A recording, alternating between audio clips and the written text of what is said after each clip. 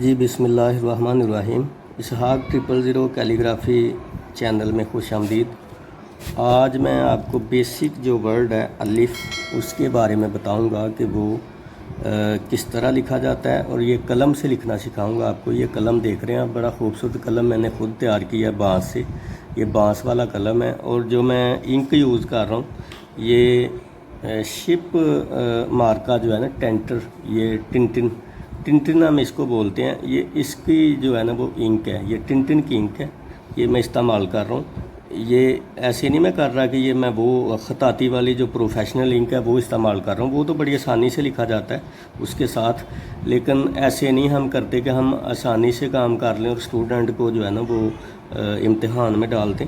جتنی مشکل سے خود کریں گے اتنی مشکل ہی ان کو سکھائیں گے۔ اب وہ کیلیگرافی کی پروفیشنل جو انک ہے وہ چونکہ اسٹوڈنٹ نے کون سا کیلیگرافی کرنی ہے پروفیشنل طریقے سے، تو وہ تو نہیں ہم بتائیں گے۔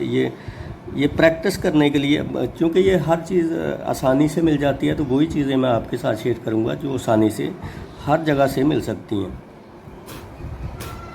اب ہم سیکھیں گے الف کو بنانے کا طریقہ کہ الف کس طرح بنتا ہے۔ یہ قط کے ساتھ ہوگا۔ قط کتنے کا الف ہوتا ہے؟ یہ 3.5 قط کا ہوتا ہے۔ اب یہ قلم کے نقطے کو قط بولتے ہیں، چورس نقطے کو اس طرح۔ یہ 1 قط، 2 قط، یہ 3 قط، اور یہ 3.5 قط۔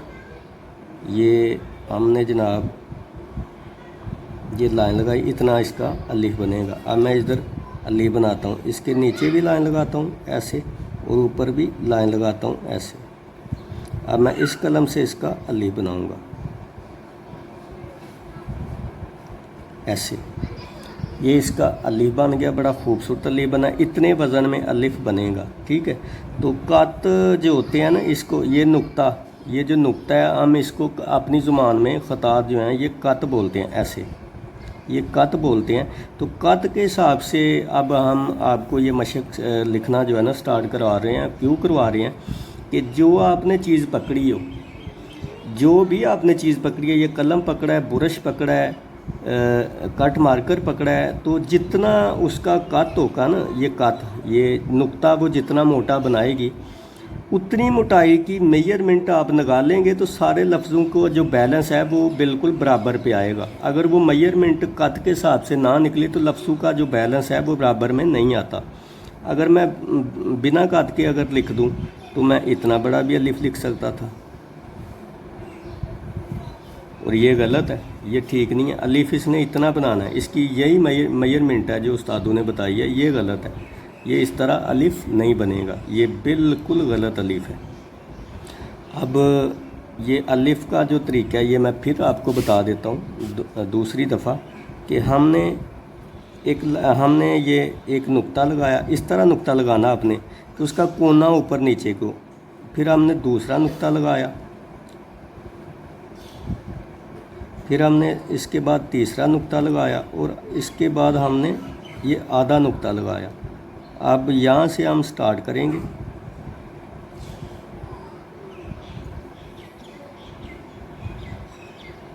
اور یہاں پہ اس کو ختم کریں گے۔